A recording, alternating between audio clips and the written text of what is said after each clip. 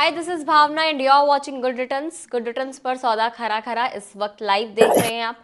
आज के इस एपिसोड में हम लोग बात करेंगे आज की मार्केट की। इसके बाद हम लेंगे आप लोगों के सवाल, जो कि आपका पसंदीदा सेगमेंट भी है। उसके बाद हम करेंगे आईपीओज के डिस्कशन, जो भी हमारे अपकमिंग आईपीओज हैं उनके बारे में हम एक्सपर्ट की राय जानेंगे। और आज के इस एपिसोड में एक बार फिर से हमारे साथ जुड़ गए हैं doctor Ravi Singh, senior market analyst हैं। आपके सारे सवालों के जवाब इस एपिसोड में देंगे। सर, बहुत बहुत स्वागत है आपका। Thank you so much for joining us. Thank you ma'am, यहाँ पर बुलाने के लिए सबसे पहले तो क्षमा मांग लूँ। हम लोग दर्शकों से सोच रहे थे आज थोड़ा जल्दी जुड़ने के लिए, लेकिन थोड़ा सा मैं ट्रैफिक में फंस गया, जिसकी वजह से थोड़ा लेट शो शुरू करना पड़ रहा है। तो आप सभी से पहले तो क्षमा मांग लेता हूँ और आपका इंतज़ार करने के लिए बहुत बहुत धन्यवाद। बिल्कुल सर, हमारे जो दर्शक हैं वो 4 बजे से ही हमारे साथ वेटिंग वाले टाइम में जुड़ गए थे, और अभी भी आप देखेंगे शो शुरू होने से पहले तकरीबन 100 से 150 जो हमारे व्यूवर्स थे हमारे साथ जुड़े हुए थे। ये हमारे दर्शकों का प्यार ही है, जो हम शो डिले तो कर सकते हैं लेकिन हम कैंसिल नहीं कर सकते हैं।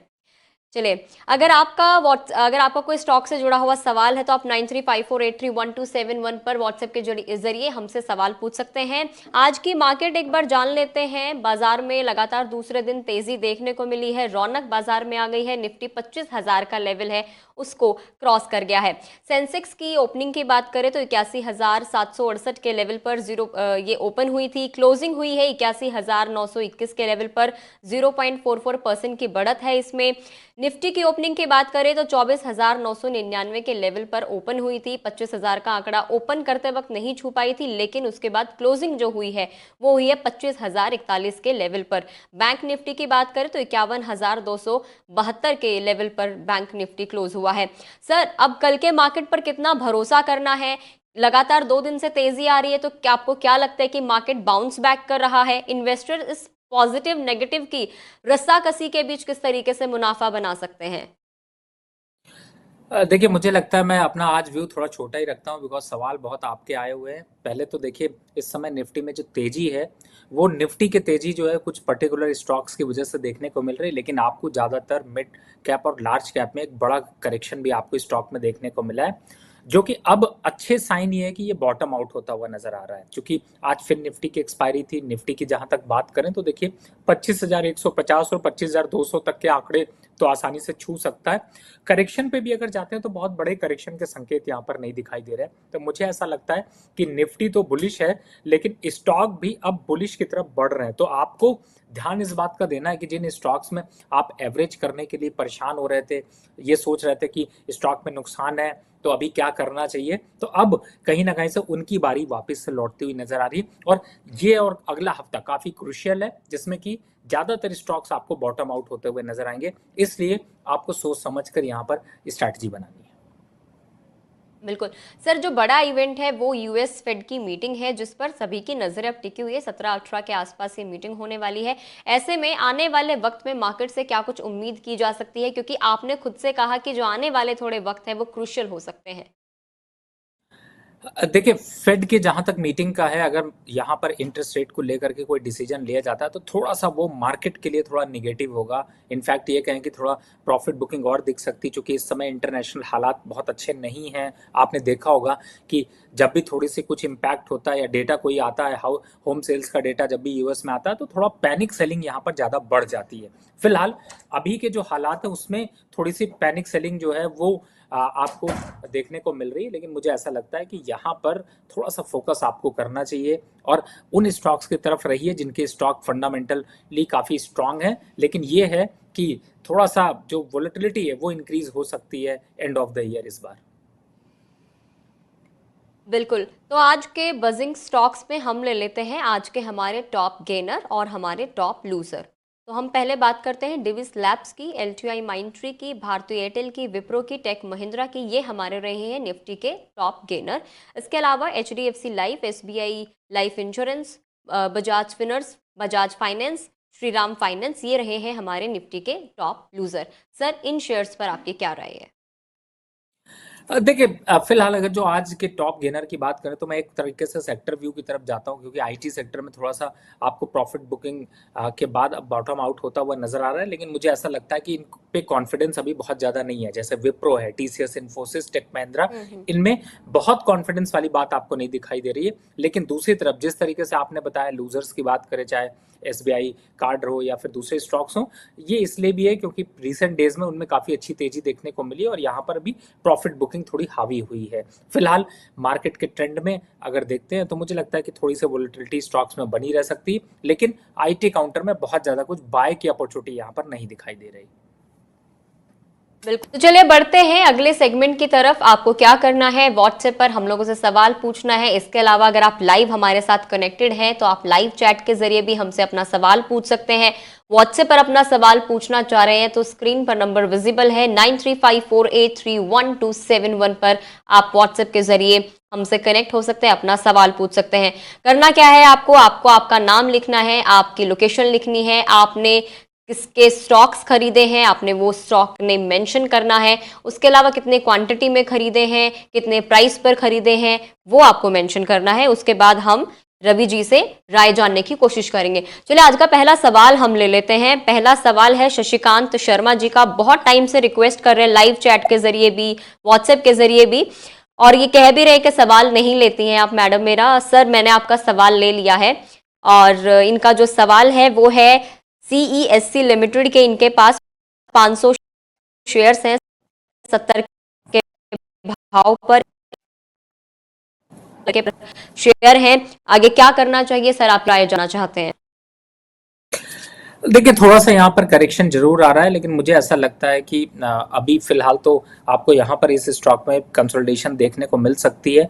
लॉस यहाँ पर बुक करने की जरूरत नहीं है। 1-2 वीक तक अभी आप और होल्ड करके रखिए। मुझे लगता है कि थोड़ा बॉटम आउट होते हुए वापस से स्टॉक टर्न अराउंड करते हुए नजर आएंगे। फिलहाल अभी की स्थिति के हिसाब से आप होल्ड करिए, घबराने की जरूरत नहीं है। बिल्कुल, तो घबराना नहीं है, होल्ड करके आपको रखना है। अगला जो सवाल है वो है रविकांत राठौड़ जी का, आगरा से इस वक्त हमारे साथ लाइव जुड़े हुए हैं। इनके 4 स्टॉक्स पर सवाल हैं, दीपावली तक का ये टारगेट जानना चाह रहे हैं। पहला है इनका गेल को लेकर, इनके पास 450 शेयर्स हैं 335 रुपए के भाव पर। आईओसी इनके पास 250 की क्वांटिटी है और 178 के भाव पर इनके पास ये शेयर है। एनएचपीसी इनके पास 1000 शेयर्स है 105 रुपए के भाव से। सेल इनके पास 650 शेयर्स है 160 रुपए के भाव से। पहली चीजें चाह रहे हैं कि दिवाली तक का टारगेट क्या कुछ होगा वो बता दीजिए। दूसरा, इनमें एवरेज कब करना है? बहुत अच्छा सवाल है और मुझे ऐसा लगता है कि भावना जी, मैक्सिमम लोगों का ये 4 स्टॉक पे सवाल जरूर होगा। पहले मैं गेल की बात करता हूँ। पहला बिल्कुल। कि आप लास्ट में पूछते हैं कि सवाल कौन सा स्टॉक बाय करना है, गेल को फोकस करिए। 218 रुपए चल रहा है, यहाँ पर 218 से 215 के बीच में बाय कर लीजिए। ये एक पहला कॉल भी मैं दे रहा हूँ, जो आप लास्ट में पूछती, कॉल मैं बीच में ही दे रहा हूँ। टारगेट होगा इसका 255 रुपए का और स्टॉप लॉस यहाँ पर बनता है 205 रुपए के, 205 से 208 रुपए का। अब एवरेज कब करना है? देखिए, 215 का लेवल आता है, एवरेज कर लीजिए। दिवाली तक अगर देखते हैं तो मुझे लगता है कि वापस से इसके जो स्टॉक का टारगेट है वो वापस से 238 और 240 के पास आएगा, इसलिए घबराने की जरूरत नहीं। और दूसरा है एनएचपीसी, इस समय 95 चल रहा है। मैंने पहले भी बताया 90 से 92 के बीच में आप खरीदारी करके चलें। अप साइड वापस से 105 रुपए तक के लक्ष्य देखने को मिलेंगे, घबराने की इसमें भी जरूरत नहीं है। एवरेज करने के लिए जो लेवल्स बताए उनका बिल्कुल ध्यान रखिए। आईओसी की बात कर लेते हैं। देखिए, आईओसी वैसे भी काफी तेजी से टर्न अराउंड स्टोरी दिखाता रहता है और बार बार आपको प्रॉफिट भी देता है। यानी कि जब आप 160-62 पे खरीदते हैं, 180-85 तक जाता है, थक जाता है, फिर गिर जाता है, तो टारगेट वही इमीडिएट टारगेट 185 रुपए का अभी चल रहा है 175 रुपए, 170-72 से खरीद लीजिए। रिस्क यहाँ पर काफी कम है। अब आ जाते हैं जो चौथा सवाल है आपका सेल का। देखिए, इस समय सेल में मौका ज्यादा देखते हैं तो आपको दिखाई दे रहा है, लेकिन थोड़ा सा ऊपरी लेवल से थोड़ा सा रुका है। उसके पीछे का रीजन चाइना और कहीं ना कहीं से जो इंटरनेशनल मार्केट है वो है। लेकिन फिलहाल अभी के हिसाब से अगर मैं सेल देखता हूं तो मुझे यहां पर वापस से थोड़ा अट्रैक्शन दिखाई देता है, लेकिन एवरेज कहाँ करनी है, 122 से 120 के बीच में चल रहा है, 129 रुपए। तो ये स्टॉक्स बहुत अच्छे स्टॉक्स हैं, एवरेज करने के लेवल बता दिए, मैं रिपीट कर देता हूं जिससे कि बार बार आप लोग नहीं पूछेंगे। एनएचपीसी 90 से 92, गेल 215 से 218 रुपए, आईओसी 170 से 165 रुपए के बीच में, और सेल जहां तक है तो 122 से 120 के बीच में या 125 मैक्सिमम, इन लेवल्स पर खरीदारी करिए। घबराने की कोई जरूरत नहीं है, एवरेज भी करिए, और आप ऊपरी लेवल पर आता है तो वापस से निकलने की भी सोच सकते हैं। आई एम श्योर हमारे जितने भी दर्शक हैं उन्होंने जो लेवल्स है, क्योंकि कुछ स्टॉक्स ऐसे होते हैं जो हर किसी के पोर्टफोलियो में मिल जाते हैं, तो ये सिर्फ रविकांत जी के लिए जवाब नहीं है, बल्कि वो तमाम दर्शक, वो तमाम इन्वेस्टर्स जिन्होंने इन सारे स्टॉक्स में अपना पैसा लगाया है, उनको ये टारगेट्स का एकदम ध्यान रखना है। अगला सवाल है संचित शर्मा का, एमपी से हैं, और ये जानना चाहते हैं पारस डिफेंस पर और garden reach ship builders and engineers पर। इनके पास पारस डिफेंस के हैं 100 शेयर्स और इन्होंने खरीदा है 1464 रुपए के प्राइस पर। जो गार्डन रीच है इनके पास है 50 शेयर्स, इन्होंने 2100 के भाव पर खरीदा है। हाल फिलहाल ये 1790 के भाव पर चल रहा है। जानना चाह रहे हैं कि इन्हें क्या कुछ करना चाहिए इन दोनों स्टॉक्स में। देखिए, पारस डिफेंस फिलहाल तो 1080 के नीचे सस्टेन कर पाना थोड़ा मुश्किल है। आपने थोड़ी ऊपरी लेवल पर खरीदा है, लेकिन 1050 और 1080 और 1100 इन लेवल्स पर आता है तो एक बार को एवरेज जरूर कर लीजिए। 1050 का स्टॉप लॉस डाल लीजिए। दूसरा स्टॉक जो आपने बताया उसको अगर देखते हैं तो देखिए दोनों स्टॉक अच्छे हैं, थोड़ा एवरेज करने से बचे। जीआरएससी की बात करें तो जो आपने अभी टेंशन देखा था खासतौर से एक्सपोर्ट को लेकर, उसकी वजह से थोड़ा स्टॉक गिरा था, लेकिन वापस से 1850 तक की रिकवरी दिखाता हुआ नजर आएगा। 1700 के आसपास से 1720 के लेवल मिलते हैं तो खरीदारी कर लीजिएगा। एवरेज वहीं पर करिएगा, उससे पहले एवरेज मत करिएगा और होल्ड करके रखिए। बिल्कुल, होल्ड अभी आपको करके रखना है। अगला सवाल है वो है कविता रनौत का, और ये डीसीएम लिमिटेड के ऊपर जानना चाह रही हैं। इन्होंने 96 के भाव पर लिया है। पूछ रही है इनको क्या कुछ करना चाहिए। इन्होंने 111 के भाव पर लिया है, अभी 96 पर है। पूछ रही है क्या करना है। 92 के नीचे जाता है तो इस स्टॉक से निकल जाइए। फिलहाल इस स्टॉक से निकलिएगा तो कहां जाएंगी, एनएचपीसी याद रखिए, उस पर चले जाइएगा। बिल्कुल, तो इसको आप रिप्लेस कर सकते हैं, एनएचपीसी को आप खरीद सकते हैं। लेवल्स आपको बताई दिए हैं, 92 तक का लेवल होता है तो आप उसमें खरीदारी कर सकते हैं। अगला सवाल है हिमांशु कुमार का, बेंगलुरु से इस वक्त हमारे साथ लाइव हैं, और आईडीबीआई इनके पास 500 शेयर्स हैं 99 रुपए के भाव से, 6 महीने का विजन है। पूछ रहे हैं क्या करना है। दूसरा जियो फाइनेंस, जिसकी हमने पहले ही सवाल में चर्चा की थी, उसके लिए जानना चाहते हैं फ्रेश एंट्री कब करनी है। 2 साल का इनका व्यू है, तो सर इन दोनों पर आपका क्या कुछ एडवाइस रहेगी, आईडीबीआई और जियो फाइनेंस? देखिए दोनों ही स्टॉक वैसे अच्छे हैं, लेकिन लेवल्स आप कहीं ना कहीं से थोड़ा मिस कर रहे हैं।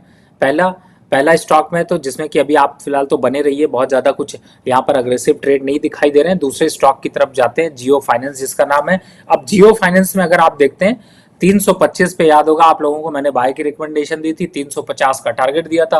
वो टारगेट अचीव करने के बाद फिर से करेक्शन आ रहा है, तो यहाँ पर थोड़ा सा अभी आप रुकिए और वापस खरीदारी के लिए 325 और 320 के बीच के लेवल लीजिए, जिससे कि रिस्क कम हो, रिवॉर्ड ज्यादा हो। फिलहाल अभी यहां पर वेट एंड वॉच रखिए, जब ये लेवल्स आते हैं तभी खरीदारी करिए। बिल्कुल। अगला जो सवाल है वो हरीश जी का है, गुजरात से हमारे साथ लाइव जुड़े हुए हैं। इनके पास बैंक ऑफ बड़ौदा के 2000 शेयर्स हैं, 265 पर इन्होंने खरीदा है। इसके अलावा इनके पास एनबीसीसी के 1000 शेयर हैं, खरीदा है 187 पर। ओएनजीसी के 2000 शेयर्स हैं और इन्होंने खरीदा है 310 पर। पूछ रहे हैं कि इनको क्या कुछ करना है। देखिए एनबीसीसी, ओएनजीसी, अगर इन स्टॉक्स को देखते हैं तो थोड़ा सा यहाँ पर इनमें प्रॉफिट बुकिंग आपको देखने को मिल रही है, तो 1 से 2 वीक के बाद इन लेवल्स पर थोड़ा सा एवरेज करने की तैयारी करेंगे। तब तक अभी मुझे लगता है कि आपको थोड़ी परेशानी और देखनी पड़ सकती है, लेकिन मुझे लगता है 1-2 वीक में हालात बदलते हुए नजर आएंगे। फिलहाल अभी होल्ड करके रखिए, परेशान मत होइए सर, सब लॉस रिकवर करके आपको अच्छा प्रॉफिट देगा, बस सही जगह पे एवरेज करने की तैयारी करें। बिल्कुल सही जगह पर सही वक्त पर आपको एवरेज करना है। अगर आपको किसी भी तरीके का कोई भी कंफ्यूजन होता है, कोई भी डाउट होता है, तो स्क्रीन पर नंबर विजिबल है, आपको व्हाट्सएप करना है, हम लोगों से सवाल पूछना है, रवि जी हाजिर हैं आपके हर सवाल का जवाब देने के लिए।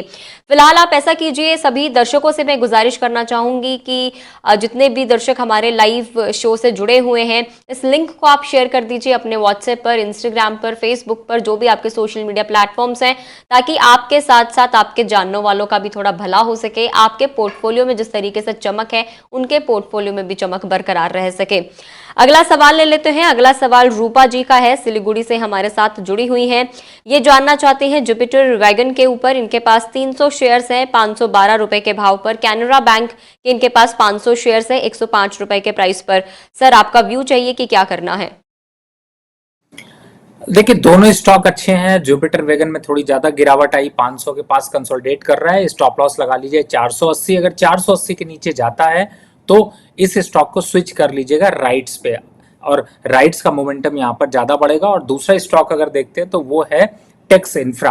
तो ये दो स्टॉक की तरफ स्विच करेंगे, लेकिन अभी नहीं, अभी आप वेट करिए, 480 का लेवल कटेगा तभी करिएगा, नहीं तो इंतजार करिए, रिवर्ट करके आपको वापस से प्रॉफिटेबिलिटी की तरफ दिखाई देंगे। बिल्कुल, अगला सवाल ले लेते हैं। अगला सवाल गौरव शर्मा का है, लाइव इस वक्त हमारे साथ जुड़े हुए हैं। इनका जानना है क्रिस्टल के ऊपर, गोदरेज प्रॉपर्टीज के ऊपर। लॉन्ग टर्म के लिए सर आपका व्यू जानना चाह रहे हैं। देखिए, फिलहाल तो मुझे दोनों ही स्टॉक अभी करेक्टिव फेज में दिखाई दे रहे हैं और करेक्शन भी छोटा नहीं दिखाई दे रहा। गोदरेज प्रॉपर्टीज को देखते हैं तो कम से कम यहाँ से 5 से 8% का करेक्शन दिखाई दे रहा है साफ साफ। तो मुझे लगता है यहाँ पर बचना चाहिए। क्रिस्टल की बात करें तो इसमें भी बहुत, अगर आपने बाय नहीं किया तो प्लीज बाय मत करिए, वेट करिए थोड़ा सा, और अच्छे स्टॉक्स लेंगे, लेकिन अभी फिलहाल वो लेवल नहीं है।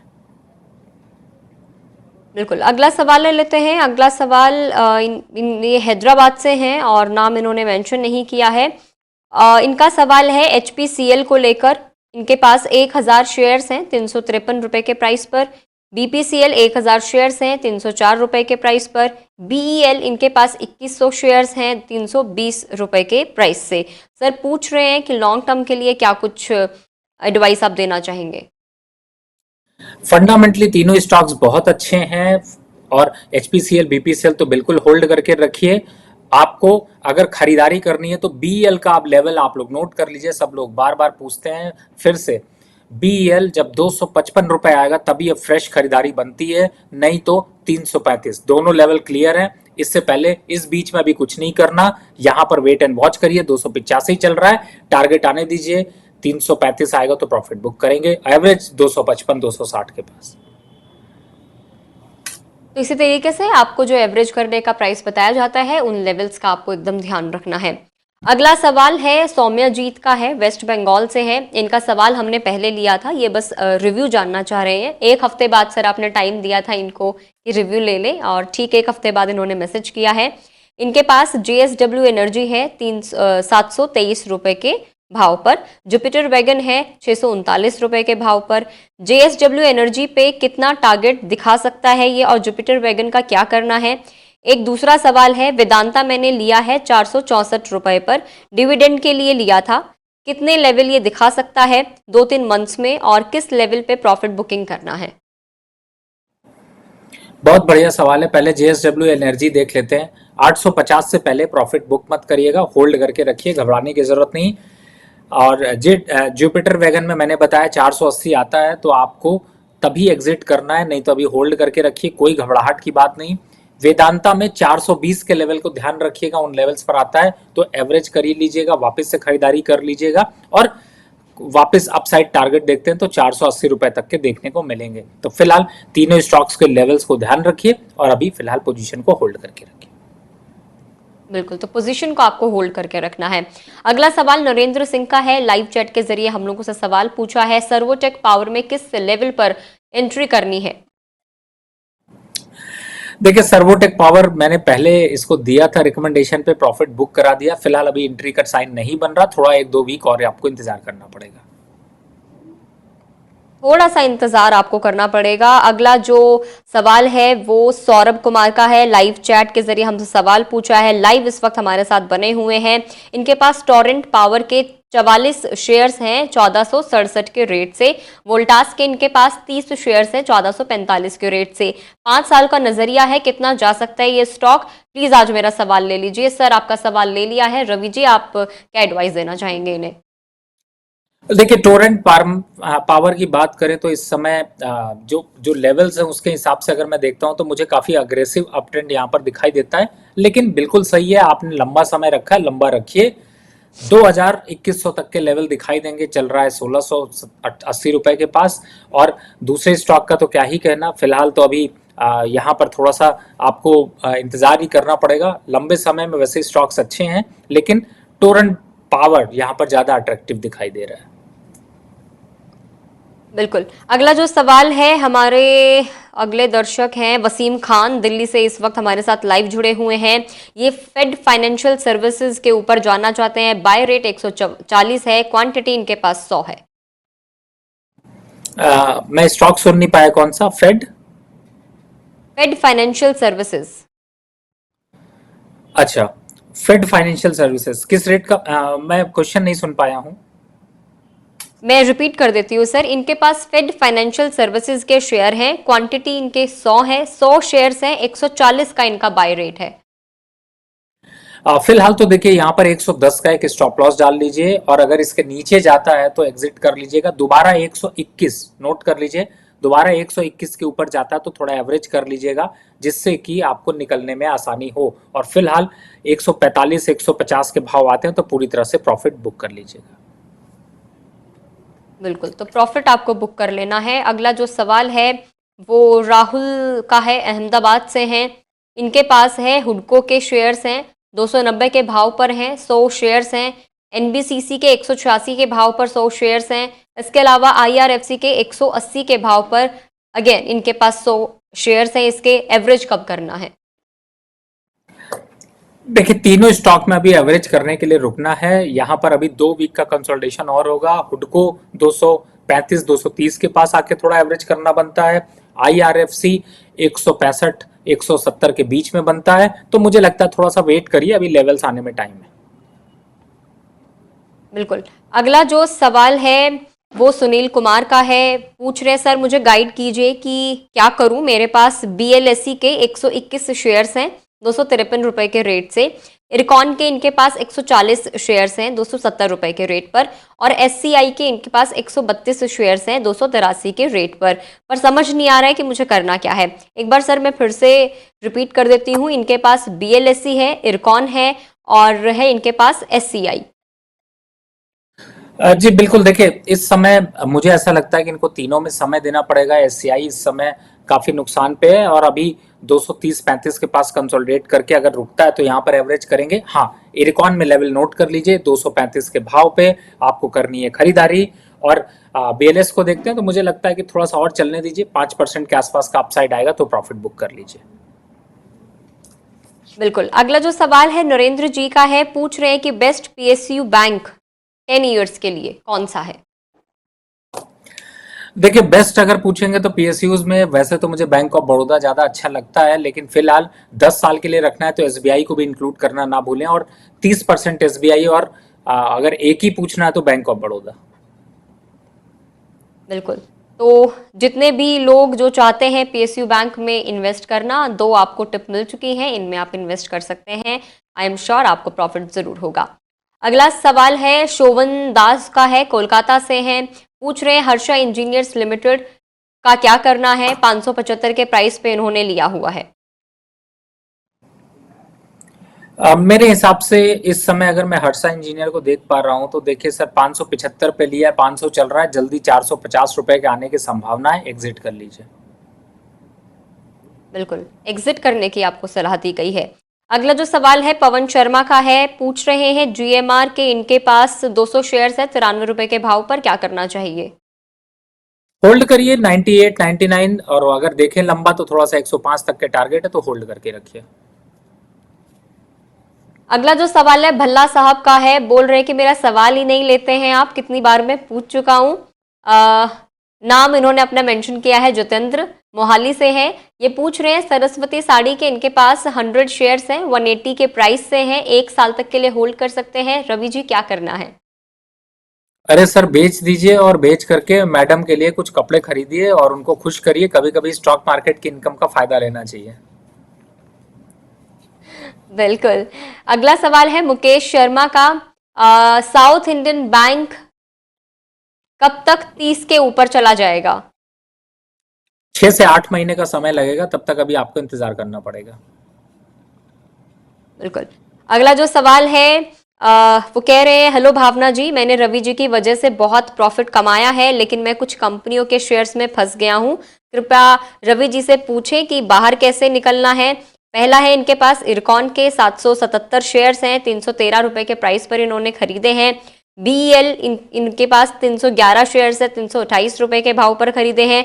मुझे किस स्तर पर औसत करना चाहिए? सोनम कुमारी जम्मू कश्मीर से पूछ रही हैं।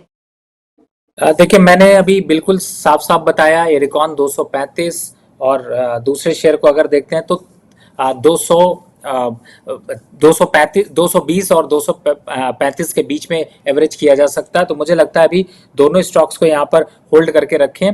बीईएल को अगर आप फ्रेश बाय करना चाहते हैं तो भी एक बार 255 के लेवल्स का यहाँ पर ध्यान रखें। बिल्कुल, तो लेवल्स का आपको ध्यान रखना है। अगला जो सवाल है मोहित कश्यप का है, गाजियाबाद से हमारे साथ लाइव बने हुए हैं। पीएफसी क्या सिर्फ प्रॉफिट बुकिंग पर है या फॉल है? ये इन्होंने खरीदा है 206 रुपए के प्राइस पर 1 साल पहले। देखिए, पीएफसी, आरईसी, इन सभी स्टॉक्स में मैंने प्रॉफिट बुक कराया है। फिलहाल प्रॉफिट आपको आ रहा है, बुक कर लीजिए। थोड़ा करेक्शन आ जाए 8-10% का तो फिर वापस देखेंगे। आरईसी भी बुक कर लीजिएगा अगर आपके पास है, और अगर दूसरे जो दर्शक देख रहे हैं उनके पास भी है। मैंने 2 हफ्ते हो चुके हैं इन स्टॉक से मैंने एक बार निकलने की राय दी है, तो फिलहाल प्रॉफिट बुक कर लीजिए। बिल्कुल, और दर्शकों से भी मेरी यही गुजारिश है कि अगर आप शो को पूरा देखेंगे, अगर आप लाइव नहीं देख पाते हैं तो हम छोटे छोटे चंक्स में हम लोग पूरे इस लाइव एपिसोड को हम लोग अपलोड करते हैं आप लोगों की ईज के लिए। तो अगर आप देखेंगे, सवाल किसी और ने पूछा होगा, लेकिन यकीनन आपको फायदा जरूर होगा अगर आप एपिसोड को पूरा एंड तक देखेंगे, क्योंकि आपको इसमें स्टॉक की टिप्स भी मिल जाएंगी। और बीच बीच में रवि जी की जैसी आदत भी रहती है, वो किसी और स्टॉक की बात करते हैं लेकिन साथ के साथ वो एक टिप भी दे देते हैं। तो अगर आप पूरा शो ध्यान से सुनेंगे, देखेंगे, तो आपको इस शो से, एक ही शो में आपको कम से कम 10 से 15 ऐसे स्टॉक्स मिल जाएंगे जो आप अपने पोर्टफोलियो में ऐड कर सकते हैं, या ऐसे स्टॉक्स भी आपको जानने को मिल जाएंगे जिनको आप अपने पोर्टफोलियो से बाहर भी कर सकते हैं। चलिए अगला सवाल ले लेते हैं। अगला सवाल है मनीष का, राजस्थान से हैं। इनके पास पीसीबीएल के 50 शेयर्स हैं, 288 रुपए के भाव पर। सर क्या करना चाहिए? देखिए, एक टाइम था जिसमें पीसीबीएल जो है वो काफी अट्रैक्टिव था, लेकिन इस समय अभी देखते हैं तो पीसीबीएल थोड़ा सा गिरावट के जोन में है, लेकिन फिर भी बाउंस बैक करके 515 के भाव तक आ सकता है। अगर आता है तो एक बार एग्जिट कर लीजिए, प्रॉफिट बुक कर लीजिए। अगला सवाल है, ये पूछ रहे हैं कि 85 रुपए के भाव पर इन्होंने एनएचपीसी खरीदा था, क्या ये अभी और ऐड कर सकते हैं क्या? 92 के पास ऐड करना है। अगर आप प्रोग्राम में देखेंगे, मैं बार बार इसीलिए इस स्टॉक की चर्चा सभी की करता हूँ। 92 का लेवल ध्यान रखिए। बिल्कुल, एनएचपीसी के लिए 92 का लेवल आपको ध्यान रखना है, आपको ऐड करना है, आपको एवरेज करना है। फ्रेश एंट्री करने की आप सोच रहे हैं तो आप 92 का जो लेवल है आप नोट डाउन कर लीजिए। एनएचपीसी से जुड़े जितने भी हमारे दर्शक हैं, सबके लिए ये जवाब कॉमन रहेगा। अगला सवाल है, अगला सवाल वैभव का है, राजस्थान से है। इनके पास बीओबी के 400 शेयर्स है, 251 रुपए के भाव पर। क्या करना चाहिए? 235 के पास चल रहा है, थोड़ा सा और एवरेज कर लीजिए। अच्छा मौका मिला है, पहली बार थोड़ा डिप आया है, जरूर खरीदारी करिए। बिल्कुल, अगला सवाल ले लेते हैं। अगला सवाल देहरादून से पूछ रहे हैं। जियोफिन के इनके पास 30 शेयर्स हैं, 328 रुपए के भाव पर। टाटा पावर के इनके पास 20 शेयर्स हैं, 422 रुपए के भाव पर। टाटा स्टील के इनके पास 55 शेयर हैं, 152 रुपए के भाव पर।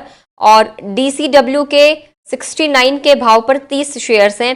पूछ रहे हैं कि 1 साल तक के लिए होल्ड कर सकते हैं, क्या कुछ करना है इनमें? सभी को भी होल्ड करके रखिए। 380 जियो फाइनेंस, टाटा स्टील की बात कर लेते हैं, Tata steel, Tata power 580, Tata steel वापस से 165, ये सारे लेवल्स दिखाई देंगे। तो फिलहाल बने रहिए, डटे रहिए, प्रॉफिट को बढ़ाते रहिए। बिल्कुल, अच्छे शेयर्स आपने चुने हैं, तो बस आपको थोड़ा सा पेशेंस रखना है और साथ ही इन स्टॉक्स में आपको बने रहना है।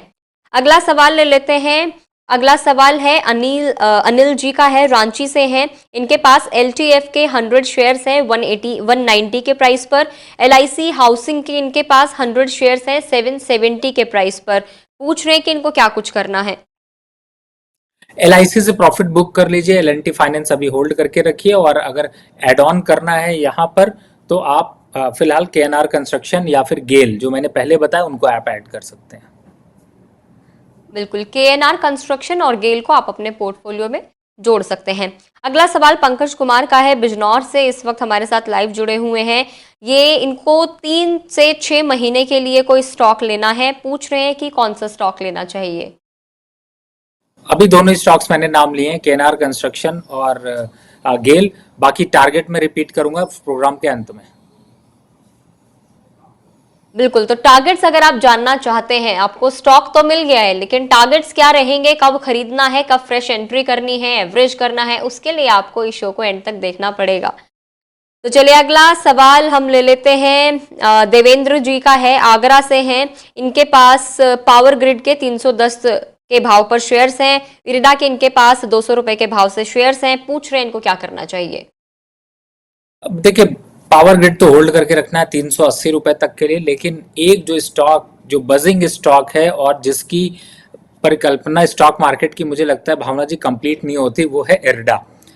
अगर मैं इसको मैं डिटेल बिल्कुल। में इसलिए ले रहा हूं क्योंकि बिना इरिडा के मुझे ऐसा लगता है सबकी नींद कंप्लीट नहीं होती। देखिए, पहली बात, मैंने पहले 232 का लेवल कहा था बाय के लिए, और उसको रिवाइज करके 320 किया है।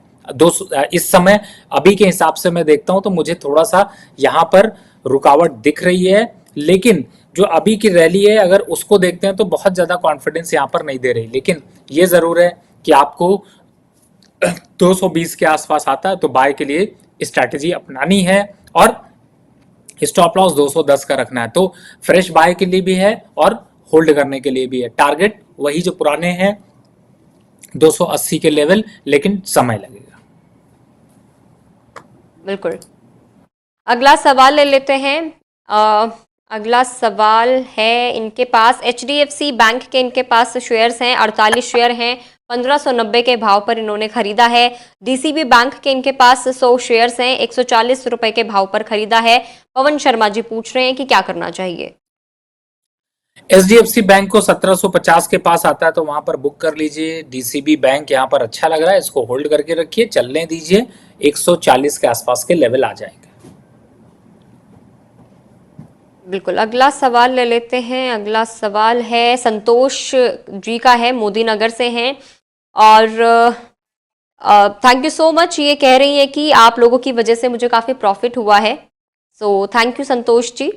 इनके पास है एमएमटीसी के 100 शेयर्स हैं 107 रुपए के भाव पर। तेजस नेटवर्क इनके पास 5 शेयर्स हैं 1477 के प्राइस पर। इसके अलावा इनके पास पीएसयू बैंक्स के भी हैं 10-10 शेयर्स हैं। और मुझे ये बताएं कि मुझे कितना वेट करना होगा, सभी में लॉस हो रहा है, मेरे पास 1 लाख रुपए हैं, मुझे अब कौन से शेयर्स लेने हैं। तेजस नेटवर्क काट दीजिए, उसकी जगह पे गेल खरीद लीजिए, और बाकी अभी स्टॉक्स को होल्ड करके रखिए। और जहां तक नया बाय करने की जरूरत है तो अभी फिलहाल जो स्टॉक्स में नुकसान आ रहा है उनके प्राइसेस को नेक्स्ट टाइम आप जरूर भेजिएगा, जिससे कि आपको, या फिर जो मैंने स्टॉक्स बात की है वही है तो एवरेज का रेट बताया, उन एवरेज पे जरूर क्वांटिटी को थोड़ा इंक्रीज करें। बिल्कुल, अगला सवाल ले लेते हैं। सुरेंद्र सिंह राणा जी का है और कह रहे हैं कि रवि सर की सलाह पर बैंक ऑफ बड़ौदा के 200 शेयर्स लिए थे 251 रुपए के भाव पर। पीएसबी के 1000 शेयर्स लिए थे 66 रुपए के भाव पर, लेकिन फिलहाल इनको दोनों में नुकसान हो रहा है, क्या करना चाहिए। पोजीशन को होल्ड करके रखिए, पीएसबी को एवरेज कर लीजिएगा, मौका ज्यादा अच्छा है। 235 के पास बैंक ऑफ बड़ौदा भी मिल रहा है, बिल्कुल ले लीजिए, सब वापस रिवर्ट हो जाएंगे, घबराने की जरूरत नहीं है। बिल्कुल, अगला सवाल है नरेंद्र जी का है। जीएमआर इंफ्रा के इन्होंने कल ही शेयर्स लिए हैं, 200 शेयर्स लिए हैं 90 रुपए के भाव पर। एक साल का व्यू जानना चाह रहे हैं। सर अच्छा लिया है और आपको देखिए प्रॉफिट भी आ रहा है, तो फिर अभी बढ़ने दीजिए, 105 के टारगेट आने दीजिए, फिर देखते हैं। बिल्कुल। अगला सवाल ले लेते हैं मयंक जी का, आजमगढ़ से हैं। केएनआर कंस्ट्रक्शन 50 शेयर्स हैं 350 रुपए के रेट पर, 3 महीने तक के लिए होल्ड कर सकते हैं। पूछ रहे हैं कि क्या करना है। बिल्कुल होल्ड करके रखिए, 380 से पहले बेचने की जरूरत नहीं है, घबराने की भी कोई जरूरत नहीं है। अगला जो सवाल है करण जी का है, असम से है। और it's a nice show, thank you so much. आप इसको आगे भी कंटिन्यू रखिए। जी बिल्कुल जरूर रखेंगे, थैंक यू। इनके पास बीडीएल के 140 शेयर्स है 1589 के भाव पर। पारस डिफेंस के इनके पास 30 शेयर्स है 1540 के भाव पर। एचएएल के इनके पास 15 शेयर्स हैं 4886 के भाव पर। देखिए फिलहाल तो अगर बीडीएल की बात करें तो मैंने आपको पहले ही बता दिया इन लेवल्स पे कि इस समय अभी वेट करिए, 1180 पारस डिफेंस को अभी वेट करने की राय है। होल्ड करके रखिए सर, घबराइए नहीं, ये सब ऐसे फंडामेंटल दबंग स्टॉक है जो कि आपको बड़े रिटर्न्स देते हुए नजर आएंगे, और छोटे मोटे जो करेक्शन इनमें अगर आप निकल गए तो फिर आपको कुछ मौका नहीं मिलेगा, तो फिलहाल होल्ड करके रखिए। बिल्कुल। अगला जो सवाल जिन्होंने पूछा है, इन्होंने मुझे अपने पूरे पोर्टफोलियो की लिस्ट भेज दी है। तो आई ट्राई कि इनमें से जितना हम लोग पिक कर सकते हैं उतना पिक करेंगे। एक मोटी मोटी राय सर मैम आपकी एक जान सजेशन था, लेते हैं। एक सजेशन पिछले उसमें दिया था कि अगर कोई बहुत ज्यादा स्टॉक्स भेज देता है तो प्लीज एक या दो स्टॉक ही उनके लीजिए, क्योंकि कई बार ऐसा होता है कि और लोग मायूस हो जाते हैं। तो कोशिश करिए आप 2 स्टॉक ले लें, ज्यादा बेटर है। बिल्कुल बिल्कुल। एक है इनके पास बजाज हिंद। और एक इसमें से बाकी की हम बात कर चुके हैं। एक हम बात कर लेते हैं यस बैंक की, हम लोग बात कर लेते हैं। एक सबसे ऊपर का चुन लिया मैंने, पोर्टफोलियो में सबसे नीचे का चुन लिया है। सर इन दोनों पे राय दे दीजिए। देखिए बजाज हिंद इस समय अगर देखता हूं तो थोड़ा सा करेक्शन के बाद वापस अग्रेशन आ रहा है और 44 तक जा सकता है। प्रॉफिट बुक करना मत भूलिएगा, 44 के टारगेट दिखाई देंगे। और यस बैंक को तो सर मैं चाहे जो भी कहूँ आप काटेंगे नहीं। और यस बैंक आइडिया एक्चुअली में इन सब पे कोई सुनता नहीं है, काटता नहीं है। तो फिलहाल बने रहिए, कुछ ऐसा खास चेंज भी नहीं नजर आ रहा। आज खड़े हैं, 6 महीने बाद भी यहीं खड़े रहेंगे, तो फिर मेरे हिसाब से बने रहे।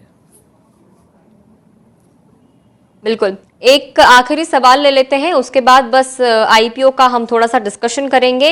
अमृतसर से इन्होंने सवाल पूछा है, हरबीर सिंह रंधावा। इनके पास एक्साइड के 100 शेयर्स हैं 520 रुपए के भाव पर। क्या करना चाहिए जरूर बताएं। देखिए इस समय एक्साइड इंडस्ट्री को देखते हैं तो थोड़ा सा करेक्शन के बाद वापस बाउंस बैक कर रहा है। 470 का लेवल अट्रैक्टिव है, होल्ड करके रखिए। 550 तक के टारगेट फिर से आपको देखने को मिलेंगे, घबराने की जरूरत नहीं है। स्टॉक आपने अच्छा खरीदा है और थोड़ा सा यहाँ पर रुका जरूर है, लेकिन फायदा देता हुआ नजर आएगा। बिल्कुल। तो चलिए आज का सवालों का सिलसिला हम यहीं पे समाप्त करते हैं। अगला सेगमेंट हम लोग अब आगे की तरफ बढ़ते हैं, आईपीओस की हम लोग बात करेंगे। देखिए 9 सितंबर को जो हफ्ता हमारा शुरू हुआ है, इसमें 13 नए आईपीओ ने दस्तक दी है। 4 इशू मेन बोर्ड सेगमेंट के हैं।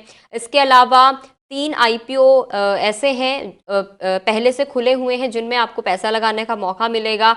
और इस सप्ताह में 8 कंपनियों के शेयर्स भी लिस्ट होने वाले हैं। तो हम सारे आईपीओस का डिस्कशन नहीं करेंगे, हम ऐसे आईपीओ जिनका बहुत ज़्यादा बज़ रहता है, जिनको लेकर इन्वेस्टर्स भी बहुत ज़्यादा एक्साइटेड रहते हैं, उत्सुक रहते हैं जानने के लिए उनको पैसा लगाना चाहिए या नहीं, उनकी हम लोग बात कर लेते हैं। तो सबसे पहले जिसका बहुत ज़्यादा बज़ देखने को मिल रहा था वो है बजाज हाउसिंग फाइनेंस का आईपीओ। 9 सितंबर को इसका इशू ओपन हो चुका है, 11 सितंबर को क्लोज हो जाएगा, यानी कि कल तक का आपके पास टाइम है।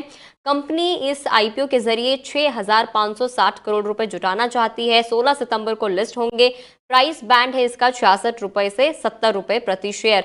लॉट साइज रहेगा 214 शेयर्स का। सर सबसे पहले यही बताइए कि बजाज हाउसिंग फाइनेंस में करना क्या है। देखिए कई बार ऐसे स्टॉक्स आते हैं जिनमें आपको सेंटिमेंट पे चलना पड़ता है, फंडामेंटल नंबर को थोड़ा इग्नोर करना पड़ता है। इस समय अगर देखते हैं तो बजाज का जो बज़ क्रिएट है वो बजाज को चमका कर रहेगा, क्योंकि कंपनी की पिछली परफॉर्मेंस बहुत अच्छी रही है अदर जो कंपनीज हैं उनकी।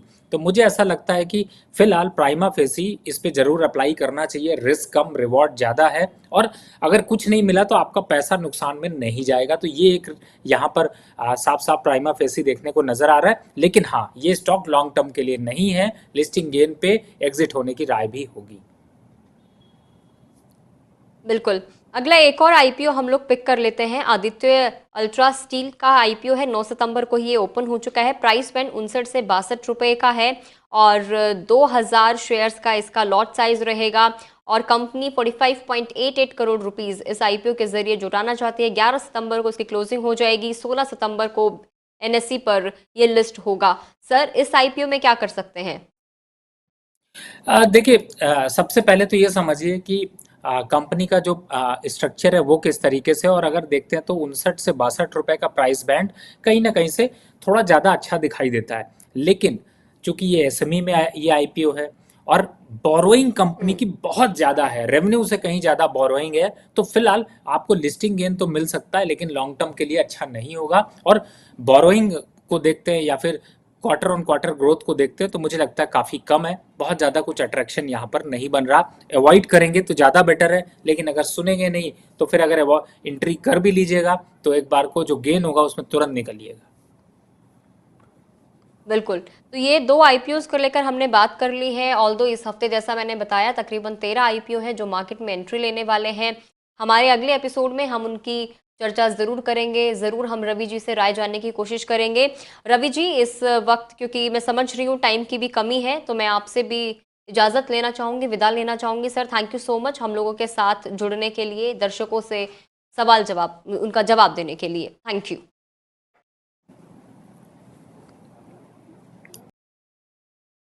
तो आज के इस एपिसोड का समापन हम यहीं पे करते हैं। आई एम श्योर आपको ये एपिसोड पसंद आया होगा। हमेशा की तरह जितने से ज़्यादा सवाल हो सकते थे मैंने इस एपिसोड में पिक करने की कोशिश की, ज़्यादा से ज़्यादा अलग-अलग शेयर्स पिक करने की कोशिश की, ताकि जितने भी दर्शक हमारे साथ जुड़े हुए हैं उन्हें निराश ना होना पड़े, उनको ज़्यादा से ज़्यादा स्टॉक्स के ऊपर जानकारी मिल सके, उनके जवाब मिल सके। तो अगले एपिसोड में आपसे एक बार फिर से मुलाकात होगी। फ्राइडे को 4:30 बजे हम आपसे एक बार फिर से लाइव जुड़ेंगे, आपके सवालों का जवाब देने की कोशिश करेंगे, मार्केट का डिस्कशन करेंगे और साथ ही हम लोग जानेंगे कि अगले हफ्ते आपको क्या कुछ स्ट्रैटेजी बनाकर रखनी है, कौन से आईपीओ में आपको निवेश करना है, कौन से आईपीओ को आपको अवॉइड करना है। इसीलिए हमारे साथ आप बने रहिए, गुड रिटर्न्स को देखते रहिए, सौदा खरा खरा को इस तरीके से अपना प्यार आप देते रहिए। अगर आप लाइव एपिसोड नहीं देख पाए हैं तो आप चैनल पर जाकर आज का जो एपिसोड है पूरा एपिसोड भी आप देख सकते हैं। इसके अलावा आपके ईज के लिए हम इसको 3 सेगमेंट में डिवाइड कर देंगे ताकि आपको पूरा का पूरा ये 40 मिनट का एपिसोड ना देखना पड़े, बल्कि आप 5 मिनट का, 10 मिनट का आपके अपने कंफर्ट के हिसाब से आप ये एपिसोड टुकड़ों में देख सकते हैं। तो अगले हफ्ते एक बार फिर से आपसे मुलाकात होगी। आप बने रहिए हमारे साथ। Thank you so much for watching us.